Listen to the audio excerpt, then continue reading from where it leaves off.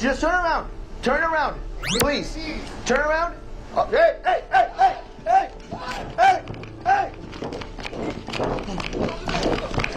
Este caso termina con un hombre encerrado de por vida.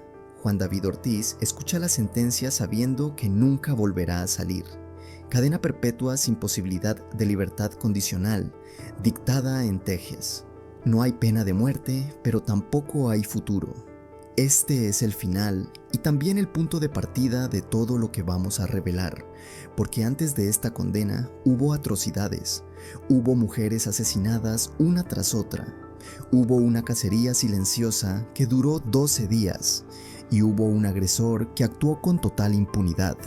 Nada de esto fue un accidente ni un arrebato aislado. El tribunal no repasó los crímenes al dictar la sentencia, no mencionó cómo fueron ejecutados, no enumeró a las víctimas en voz alta. El sistema ya había escuchado suficiente, pero tú todavía no has visto el recorrido completo. Hoy Ortiz es solo un número en una prisión de máxima seguridad. No concede entrevistas, no habla, no se explica. El silencio es lo único que queda de él. Pero ese silencio no borra lo que hizo, y menos aún cómo llegó a ser un Onofrio, porque este caso no empieza con un asesino serial declarado. Empieza con normalidad, con rutina, con una vida que desde afuera no parecía peligrosa. Ahí está lo verdaderamente inquietante. Durante casi 2 semanas alguien salió de noche a matar, sin dejar mensajes, sin buscar notoriedad, sin levantar sospechas inmediatas. Y cada crimen abrió la puerta al siguiente. Las víctimas no fueron al azar, compartían vulnerabilidad, contexto y abandono social. Eran mujeres acostumbradas a moverse en zonas donde nadie mira demasiado. Eso fue aprovechado, y esa elección dice mucho sobre quien apretó el gatillo. Lo que ocurrió en esas noches no fue improvisado. Hubo control, repetición y escalada. Hubo una lógica interna que solo después se entendería. Nada terminó tras el primer asesinato. Al contrario, fue el comienzo. Mientras los cuerpos aparecían, la ciudad seguía funcionando. La mayoría no sabía lo que estaba ocurriendo. No había pánico colectivo todavía. No había un rostro al que señalar. Eso permitió que la violencia continuara. El momento más grave no fue el último crimen, fue cuando alguien sobrevivió, cuando una mujer escapó y habló, cuando el patrón quedó expuesto. Ahí todo cambió, porque lo que se descubrió después fue aún más perturbador. El responsable no era un desconocido marginal, no era alguien fuera del sistema, era alguien que lo conocía desde dentro. Ese dato redefine toda la historia. A partir de ese punto, el caso dejó de ser solo criminal, se volvió institucional, moral, insoportable, y ya no hubo forma de mirar hacia otro lado. En el juicio se revelaron detalles que no aparecen en la sentencia. Cómo eligió a sus víctimas, cómo hablaba de ellas, cómo justificaba cada muerte. Eso es lo que vamos a desentrañar. Nada de esto ocurrió de un día para otro. El odio no nació de repente. La violencia no apareció sin aviso interno. Hubo señales, contradicciones y una doble vida, y vamos a recorrerlas una por una, porque entender este caso no es justificarlo, es enfrentarse a una verdad incómoda. Cómo alguien puede cruzar la línea sin que nadie lo detenga, cómo el poder puede convertirse en arma, y cómo el daño crece cuando nadie mira. Esta historia no trata solo de un veredicto. Trata de cómo se construye un asesino serial, de quiénes fueron sus víctimas y de lo que ocurrió en esos 12 días. Nada de eso ha sido contado todavía.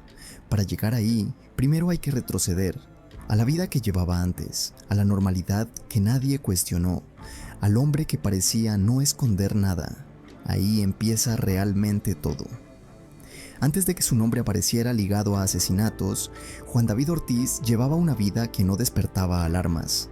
Tenía un trabajo estable, una familia formada y una rutina predecible. Nada en la superficie sugería violencia descontrolada.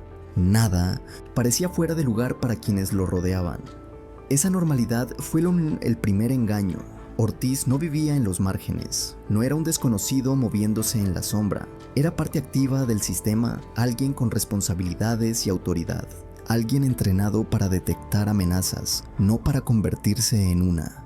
Y eso es lo que vuelve este caso más perturbador. Había construido una imagen sólida, profesional, disciplinado, reservado. Un hombre que no levantaba la voz ni buscaba atención.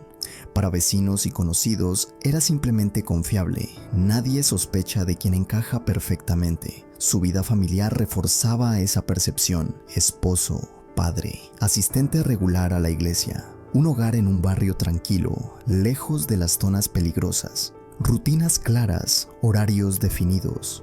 Todo parecía bajo control, pero esa estabilidad convivía con otra realidad.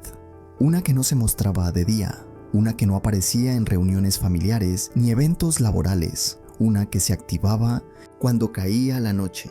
Ahí empezaba la doble vida. Ortiz frecuentaba zonas que no coincidían con su perfil público, calles donde la vulnerabilidad es visible y constante, espacios donde el riesgo se normaliza y la protección es mínima. No llegaba como extraño, sino como alguien conocido. Eso le dio acceso. No iba de paso, no era una presencia ocasional. Regresaba una y otra vez. Conocía nombres, rostros y rutinas, y esa familiaridad bajaba las defensas. Algunas de las mujeres lo reconocían como cliente habitual, alguien que pagaba, hablaba y se iba. Nada extraordinario en un entorno donde eso es cotidiano. No mostraba violencia en esos encuentros. Eso vino después. Mientras tanto, su vida profesional avanzaba sin tropiezos. Ascensos, evaluaciones positivas, más responsabilidades, acceso a información sensible y a recursos del Estado. Nadie cuestionaba su estabilidad mental, nadie veía una amenaza. Sin embargo, había una contradicción silenciosa. Ortiz despreciaba a las mismas personas que buscaba, las utilizaba y al mismo tiempo las deshumanizaba. Esa tensión no se expresaba en público, se acumulaba. No hay un momento exacto en que todo cambia. No hay una escena clara donde alguien decide convertirse en asesino. Lo que hay es una suma de pensamientos, hábitos y desprecios. Una línea que se cruza sin anuncio, y una vez cruzada ya no se vuelve igual. En su entorno cercano, nadie notó señales evidentes. No hubo denuncias previas ni episodios públicos de violencia. Nada que obligara a intervenir. Eso es lo más incómodo de aceptar. El sistema no falló por descuido, sino por invisibilidad. Ortiz sabía cómo moverse sin llamar la atención. Sabía qué comportamientos levantarían sospechas y cuáles no. Sabía cuándo mezclarse y cuándo desaparecer. Ese conocimiento no era casual. Lo había aprendido con años de experiencia. La calle y la autoridad no eran mundos separados para él. Los conocía a ambos. Sabía cómo operaban las patrullas y los investigadores. Sabía qué errores evitar. Eso marcaría la diferencia más adelante. Nada de esto explica los crímenes, pero sí explica cómo fueron posibles, cómo alguien pudo actuar durante días sin ser detenido, cómo el peligro se escondió detrás de la normalidad, y por qué nadie vio venir lo que estaba a punto de ocurrir. Porque el punto de quiebre no llegó de forma gradual, llegó una noche concreta, con una decisión irreversible, con un acto que rompió cualquier límite previo. Ese es el momento al que vamos a llegar. Antes de hablar de los asesinatos, hay que entender esto. El agresor no surgió de la nada. Se construyó en silencio, a plena vista. Y cuando actuó, ya sabía exactamente lo que estaba haciendo.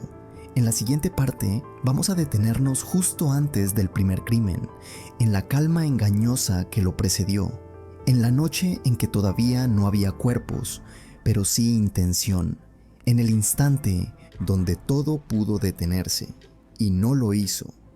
Ahí comienza la caída definitiva. Nada cambia de golpe. El quiebre no llega con un anuncio ni con una escena evidente. Llega una noche cualquiera, cuando todo parece igual a siempre. Juan David Ortiz sale de casa sin levantar sospechas. Esa noche todavía nadie sabe lo que está a punto de hacer. No es la primera vez que recorre esas calles. Conoce cada cuadra, cada esquina, cada rutina nocturna. No hay nervios visibles ni movimientos erráticos. Se mueve con la tranquilidad de quien ya decidió algo. Y esa decisión no se va a deshacer. Hasta ese momento no hay víctimas, no hay cuerpos, no hay una cacería declarada, solo un límite que está a punto de romperse. Ese instante es clave para entender todo lo que sigue. Ortiz no actúa impulsivamente, no hay una discusión ni un estallido de ira, no hay alcohol ni una pelea que se salga de control. Lo que ocurre nace de una idea previa. Eso es lo que vuelve este caso más oscuro. Esa noche recoge a una mujer que confía en él. Lo ha visto antes, no es un desconocido, no hay ni arro, no hay motivo inmediato para desconfiar. La normalidad es lo que la pone en peligro. El trayecto no levanta alarmas. Un vehículo en movimiento, 2 personas, una ciudad que duerme. Nada extraordinario para quien observa desde afuera. Pero dentro de ese espacio cerrado, algo ya cambió. La intención ya está ahí. Aquí no vamos a describir aún el crimen, eso viene después. Lo importante ahora es entender el momento exacto en que cruza la línea, porque una vez que lo hace, no se detiene. Este no será un hecho aislado. Después de esa primera muerte, Ortiz no se entrega, no huye, no muestra arrepentimiento. Vuelve a su rutina como si nada hubiera ocurrido. Y ese es el detalle más perturbador. El asesinato no lo frena, lo habilita, le demuestra que puede hacerlo, que nadie lo está esperando, que puede repetirlo. En los días siguientes, regresa a las mismas calles. Busca perfiles similares, repite patrones, ajusta detalles. Cada nuevo encuentro se vuelve más peligroso. Las víctimas no saben que ya no están frente a un cliente, están frente a alguien que ya mató, alguien que cruzó un punto sin retorno y que aprendió de su propia violencia. Eso cambia todo. Mientras tanto, la ciudad sigue funcionando. No hay pánico, no hay una alerta clara, las muertes no se conectan todavía. Eso le da tiempo. Con cada noche que pasa, la escalada se vuelve evidente. No solo hay repetición, hay una lógica interna que se consolida. Una sensación de control absoluto, hasta que algo rompe ese ciclo, porque una de sus víctimas no muere en el acto, una logra escapar, una habla, y con eso todo el castillo empieza a derrumbarse. Ese momento lo cambia todo.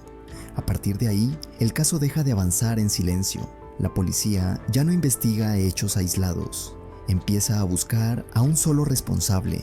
El tiempo se vuelve crítico y Ortiz sigue en la calle. Lo más inquietante aún no se ha revelado. La identidad del agresor sigue oculta. Nadie imagina quién está detrás de los crímenes, ni qué posición ocupa. Ese dato va a sacudirlo todo. En la próxima parte vamos a entrar de lleno en los asesinatos. ¿Quiénes fueron las víctimas? ¿Cómo operaba Ortiz? ¿Y qué dejó en cada escena? Aquí es donde la violencia se vuelve imposible de ignorar, y también vamos a ver el momento exacto en que el sistema se da cuenta que no está buscando a un desconocido, sino a alguien que estaba mucho más cerca de lo que creían. Eso convierte este caso en algo mucho más grande, porque cuando finalmente lo identifiquen, la pregunta no será solo qué hizo, será cómo nadie lo vio venir, cómo pudo hacerlo durante días, ¿y qué falló antes de que fuera demasiado tarde? Eso es lo que viene ahora. El primer asesinato no ocurre en un lugar visible. Sucede lejos de las luces, lejos de los testigos, lejos de cualquier ayuda posible. Ortiz conduce fuera de la ciudad hacia caminos que conoce bien, zonas abiertas donde el silencio pesa más que la presencia humana. Ahí comienza todo. La víctima confía en él lo suficiente como para subir a su vehículo. No hay forcejeo inicial, no hay gritos, solo un trayecto que parece igual a otros anteriores. Nada indica que ese viaje no tendrá regreso. Esa falsa calma es parte del crimen. Cuando la violencia aparece, es rápida. No hay discusión prolongada ni advertencias. El ataque no busca atención ni ruido. Es directo, definitivo, y deja un cuerpo abandonado en la oscuridad. Ortiz no permanece en la escena. No observa lo que hizo, se va, regresa a la ciudad como si nada hubiera ocurrido.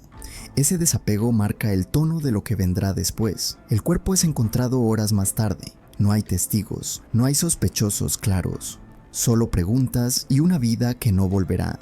La investigación empieza sin saber que esto no fue un hecho aislado. Días después vuelve a serlo. Misma zona, mismo tipo de víctima. misma dinámica de confianza previa. El patrón empieza a formarse, aunque aún nadie lo ve completo. Ortiz ya no duda. En el segundo ataque, algo sale distinto. La víctima no muere de inmediato. Un conductor pasa por el lugar. Llama a emergencias. Esa intervención cambia el curso del caso. La mujer alcanza a ser trasladada a un hospital. Nunca recupera la conciencia. Muere horas después. Pero su existencia rompe el silencio absoluto. Ya no es solo un cuerpo encontrado al azar. Para las autoridades, las coincidencias empiezan a acumularse. Mujeres vulnerables, zonas similares, mismo lapso de tiempo. La posibilidad de un agresor serial aparece por primera vez, y eso eleva la urgencia. Ortiz, mientras tanto, no se detiene, regresa una tercera vez. Esta vez comete un error. Subestima a su víctima, cree tener el control absoluto. No lo tiene. La mujer lucha, escapa del vehículo, corre, pide ayuda y se cruza con un oficial que sí escucha. Ese instante lo expone todo. La sobreviviente describe al agresor, el arma, el vehículo. Da un nombre, no sabe aún quién es realmente, pero da suficientes datos para iniciar la búsqueda. El cerco empieza a cerrarse. Esa misma noche aparece otro cuerpo, el cuarto. La violencia ya no es contenida. Hay golpes, hay señales claras de agresión. La serie queda confirmada. La ciudad pasa del desconocimiento al miedo. La policía deja de reconstruir hechos pasados. Ahora necesita detener a alguien que sigue suelto, armado y en movimiento. Cada minuto cuenta. Cuando finalmente identifican al sospechoso, el impacto es inmediato. No es quien esperaban. No encaja con el perfil tradicional. No es un extraño para el sistema. Es alguien que pertenece a él. La captura ocurre horas después, sin disparos, sin resistencia. Ortiz intenta huir, pero no llega lejos. Termina escondido, acorralado. Ahí se acaba la cacería. En su vehículo encuentran el arma, objetos que confirman el relato de la sobreviviente, pruebas que no dejan espacio para dudas. Todo empieza a encajar, y lo peor aún no ha sido dicho. Durante el interrogatorio, Ortiz niega al principio, evade, dice no recordar, pero el silencio no dura. Lo que confiesa después supera lo que la policía sabía. Habla durante horas, describe los asesinatos sin emoción, justifica sus actos, revela una víctima más que nadie había encontrado. Ese dato sacude a todos. Cuando lleva a los agentes hasta el último cuerpo, el caso se completa. 4 asesinatos en 12 días, un patrón claro, una motivación perturbadora y un responsable que no muestra arrepentimiento. En la siguiente parte vamos a entrar en eso, en lo que dijo, en cómo hablaba de las víctimas y en la mentalidad que expuso sin filtros. Ahí es donde esta historia se vuelve todavía más incómoda. Después del arresto, el caso ya no es una búsqueda, es una confirmación. Las pruebas comienzan a alinearse una tras otra. Nada apunta a un error ni a una confusión. Todo conduce al mismo nombre. En la camioneta de Ortiz aparece el arma. No es un objeto cualquiera, es la pieza central que conecta las escenas, el vínculo físico entre él y las muertes. A partir de ahí, la evidencia deja de ser circunstancial. El análisis balístico no tarda, las balas recuperadas coinciden. Una escena, otra más. Todas hablan el mismo lenguaje, no hay dudas técnicas, solo hechos. En su casa, los agentes encuentran más armas, demasiadas para alguien que ya está bajo sospecha. Nada ilegal por sí solo, pero inquietante en contexto. El retrato empieza a completarse. Cuando lo sientan frente a los investigadores, Ortiz se cierra, responde con evasivas. Dice no recordar, evita mirar las imágenes que le muestran durante horas, mantiene esa postura, pero no la sostiene. En algún punto, algo cambia. Pide que le quiten las esposas, respira hondo y empieza a hablar. Lo que dice deja la sala en silencio. No habla como alguien desbordado, habla con frialdad, con distancia. Describe los hechos sin titubeos, como si estuviera relatando algo ajeno. No niega los asesinatos, los reconoce, los enumera, los justifica. Eso es lo más perturbador. Se refiere a las víctimas con desprecio. No muestra empatía, no expresa culpa. Habla de limpiar las calles, de deshacerse de lo que considera desechable. Ahí queda expuesta su lógica interna. Para los investigadores, cada palabra pesa. No solo confiesa, explica cómo pensaba, cómo elegía, cómo repetía. La serie deja de ser un misterio, pero todavía falta algo. Ortiz menciona a una mujer que no está en los registros, un nombre que nadie había escuchado. Una víctima más. Ese dato cambia la dimensión del caso. Lo suben a una patrulla, le piden que los guíe. Conduce hasta una carretera, señala un punto específico. Ahí encuentran otro cuerpo. La confesión queda sellada. 4 asesinatos en 12 días, 4 vidas cortadas, 4 familias que no sabían que aún faltaba alguien. El horror se completa en ese momento. Ya no hay nada que discutir. La noticia sacude a la ciudad. No solo por la cantidad de víctimas, sino por quién es el responsable, un agente federal, alguien con poder y entrenamiento. Eso cambia el impacto del caso. La narrativa pública se rompe. Ya no se trata solo de violencia contra mujeres vulnerables, se trata de abuso de poder, de confianza traicionada, de un sistema expuesto, y nadie queda cómodo con eso. Las familias comienzan a enterarse de los detalles, algunos por la prensa, otros por llamadas oficiales. Cada nuevo dato abre una herida distinta. No hay consuelo posible, solo rabia, dolor y preguntas. Ortiz, mientras tanto, permanece bajo custodia. Ya no intenta huir, ya no necesita hacerlo. Todo está dicho, todo está probado. El siguiente escenario será el tribunal, pero antes del juicio queda algo por enfrentar. Las palabras que dijo, las grabaciones, la forma en que se describió a sí mismo. Eso no se puede borrar, y será clave más adelante, porque cuando este caso llegue a la corte, no solo se juzgarán los hechos, se juzgará la mente detrás de ellos, la intención, la ausencia total de arrepentimiento. Eso marcará el tono del juicio. En la próxima parte vamos a entrar ahí, en la sala del tribunal, en los testimonios, en el momento en que las víctimas recuperan voz, y donde Ortiz intenta por última vez cambiar su destino. El juicio no comienza con los crímenes, comienza con la expectativa de ver por primera vez al responsable sentado frente a un jurado. La sala está llena, pero el silencio pesa más que las personas. Para las familias, no es un trámite legal, es el primer enfrentamiento directo con quien les quitó todo. Ortiz entra sin esposas visibles, traje oscuro, postura rígida, mirada contenida. No parece un hombre desbordado ni fuera de control. Esa imagen desconcierta a muchos, no coincide con lo que hizo. La fiscalía no pierde tiempo.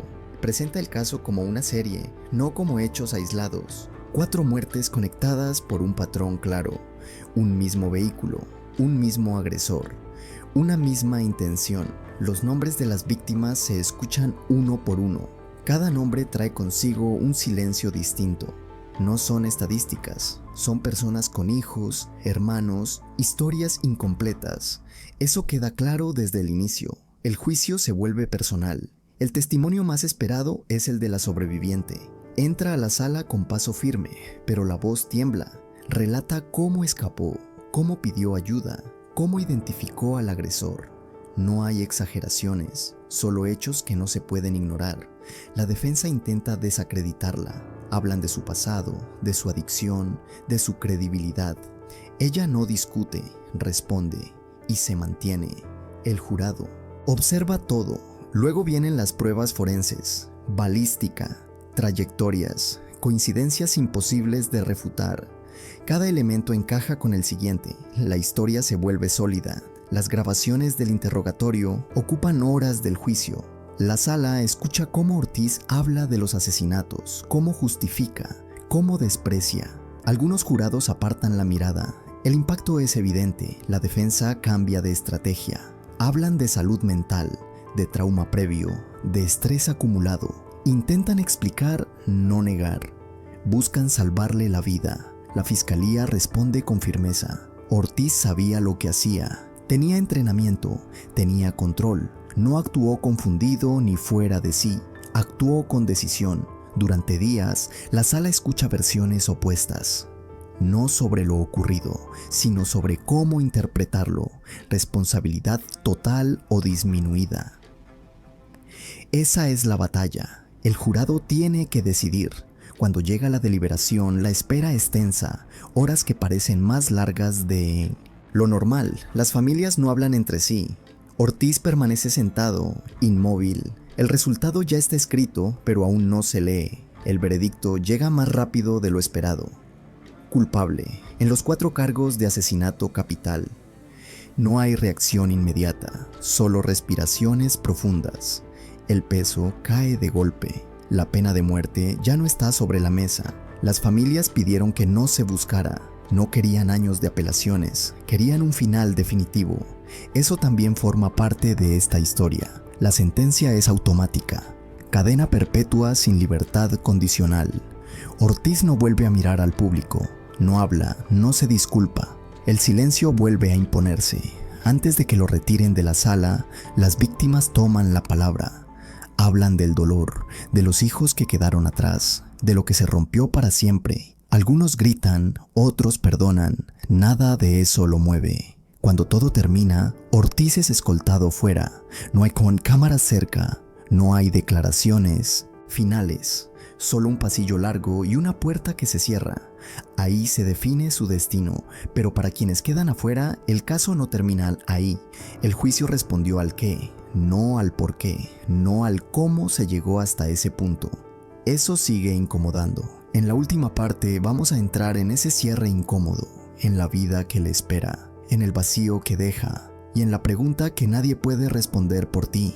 Ahí termina la historia, o eso parece. El juicio no comienza con los crímenes, comienza con la expectativa de ver por primera vez al responsable sentado frente a un jurado. La sala está llena, pero el silencio pesa más que las personas. Para las familias no es un trámite legal, es el primer enfrentamiento directo con quien les quitó todo. Ortiz entra sin esposas visibles, traje oscuro, postura rígida, mirada contenida. No parece un hombre desbordado ni fuera de control. Esa imagen desconcierta a muchos. No coincide con lo que hizo. La fiscalía no pierde tiempo. Presenta el caso como una serie, no como hechos aislados. 4 muertes conectadas por un patrón claro, un mismo vehículo, un mismo agresor, una misma intención. Los nombres de las víctimas se escuchan uno por uno. Cada nombre trae consigo un silencio distinto. No son estadísticas, son personas con hijos, hermanos, historias incompletas. Eso queda claro desde el inicio. El juicio se vuelve personal. El testimonio más esperado es el de la sobreviviente. Entra a la sala con paso firme, pero la voz tiembla. Relata cómo escapó, cómo pidió ayuda, cómo identificó al agresor. No hay exageraciones, solo hechos que no se pueden ignorar.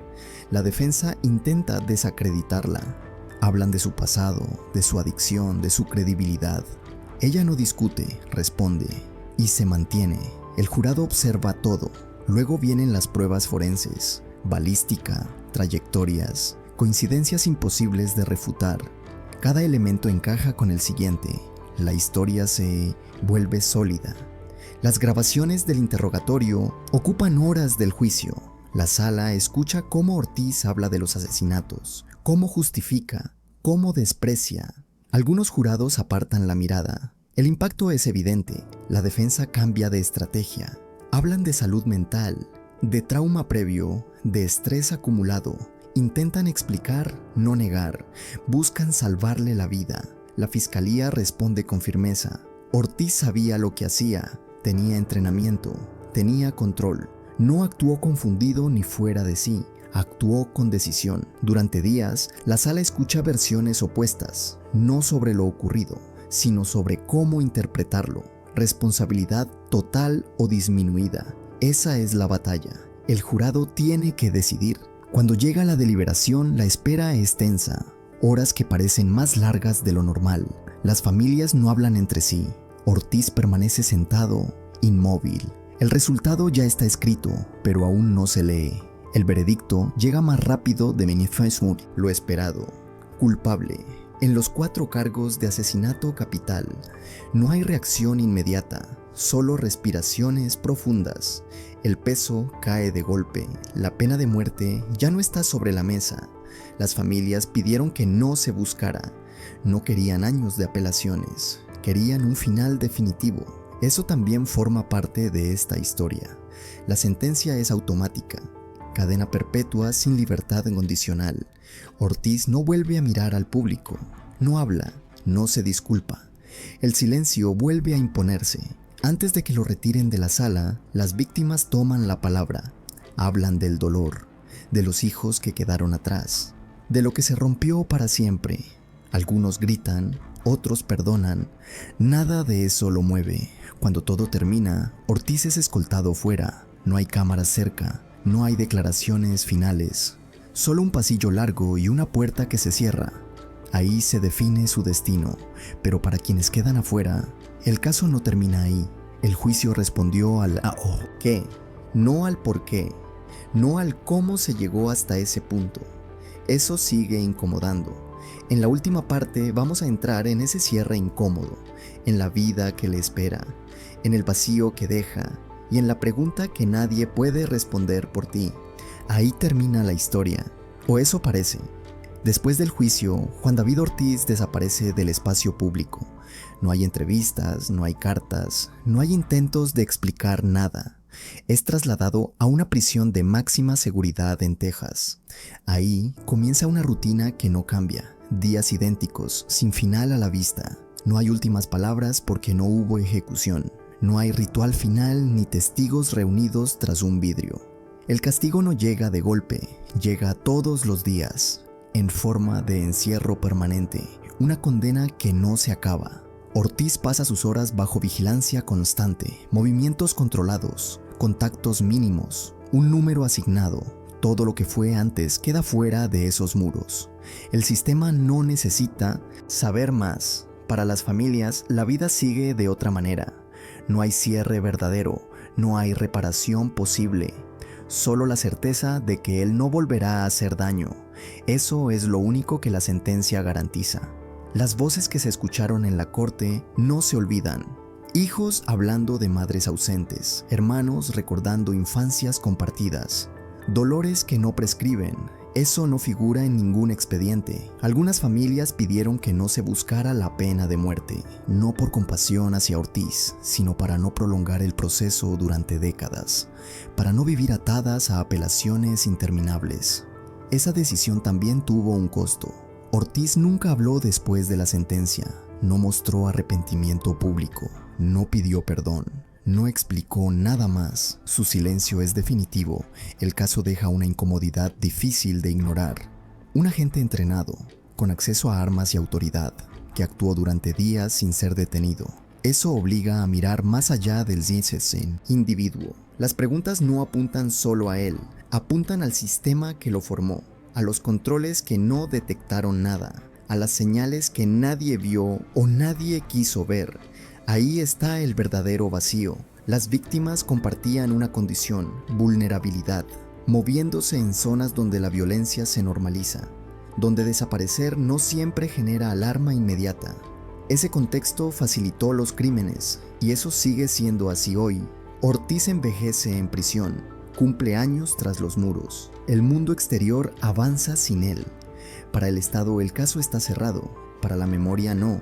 Esta historia no termina con una respuesta clara. No explica cómo alguien cruza esa línea exacta. No define en qué momento se pudo haber evitado todo.